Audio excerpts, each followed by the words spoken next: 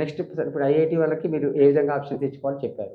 Right. అంటే వాళ్ళకి ఉన్న ఇంట్రెస్ట్ ఏరియాని బట్టి ఆప్షన్స్ ఇచ్చుకుంటూ టాప్ 5 ఐఐటీస్, ఆ తర్వాత మళ్ళీ వాటి అలైడ్ బ్రాంచెస్ ఉంటే అవి, ఆ తర్వాత ఇచ్చుకుంటూ వచ్చేస్తారు. రైట్. అదే ఫస్ట్ టాప్ 10 ఐఐటీస్ ఒక లిస్ట్ లాగా ఏమైనా చెప్తారు సార్ పేరు? ఇప్పుడు టాప్ 10 ఐటీస్ అంటే మనకేముందండి, ఫస్ట్ బాంబే ఉంది, ఢిల్లీ ఉంది, మెడ్రాస్ ఉంది, కాన్పూర్ ఉంది, ఖరగ్పూర్ ఉంది. అవి 5. 5 ఆ తర్వాత మనం రూర్కీ అనాలి, గౌహాటి అనాలి, హైదరాబాదు, వారణాసి.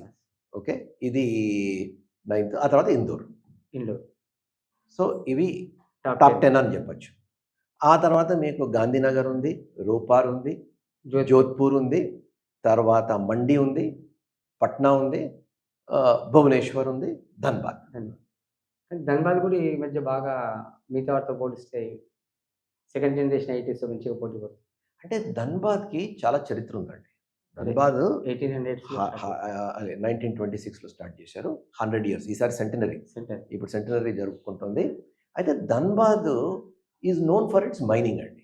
బేసికలీ మైనింగ్కి అక్కడ టాప్ కంపెనీస్ వస్తాయి, అందులో డౌట్ లేదు. అందులో అయితే గత 20 ఏళ్ల నుంచి అదర్ బ్రాంచెస్ కూడా డెవలప్ అయ్యి it's become like a normal engineering college, అంటే నార్మల్ ఐఐటి లాగా అవుతుంది అది.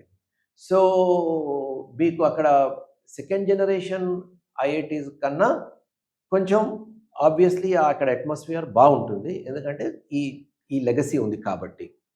కాకపోతే ఆ పేరు అంటే ఆ ఐఎస్ఎం నుంచి బయటికి రావాలి అంటే కొంచెం టైం పడుతుంది. ఆ బ్రాకెట్ నుంచి బయటికి రావాలంటే టైం పడుతుంది. బట్ యాజ్ ఆఫ్ నౌ మనం అదే రేంజ్లో అని పెట్టుకోవాలి. 10 to 15 మధ్యలో పెట్టుకోవాలి.